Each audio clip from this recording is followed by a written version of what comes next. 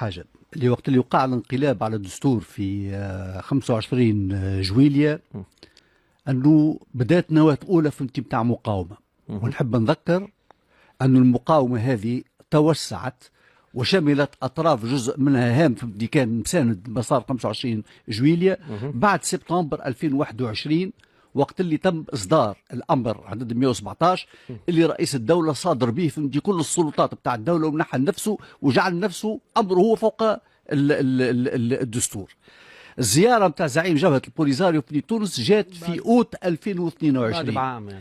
يعني تحب تدخل أنت راهو التصاعد الحركة الاحتجاجية جات بعد البوليزاريو. أنا نرى أنه كلام فارغ ولا معنى له، وبل بالعكس نرى أنه هو اصطياد في المال عكر واستغلال الظرف في الحالي فهمتي بتاع تونس لمزيد توريطها في قضية نعتبرها جريمة في حق كل المغرب العربي الكبير، لأنه الموقف الجزائري اللي نعتبره مخزي من قضية الصحراء المغربية وتدخله في الشأن المغربي في الداخلي وسعيه لتقسيم الدولة المغربية هو اللي عطل قطار التنمية وعطل فهمتي قطار النهضة في المنطقة فهمتي متاعنا وعطل كل المشاريع الوحدوية بين ظفرين فيها اللي تدمج الأنشطة الاقتصادية وتفتح الحدود فهمتي إلى آخره. ولو احنا وتونس كانت ديما ماخذة موقف حيادي معناها لا تدخل مع هذا لا مع هذا. للأسف من اللي جاء قيس سعيد خرقها القاعدة فهمتي هذه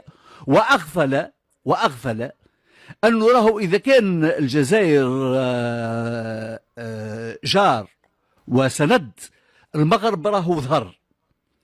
ويلزم يتذكر الرئيس قيس سعيد ومن لفه ولا ومن والاه اللي وقت اللي وقع الهجوم تاع قفصة عام 80 بتواطؤ ما بين ليبيا والجزائر المدد والسند راهو جاء للمغرب.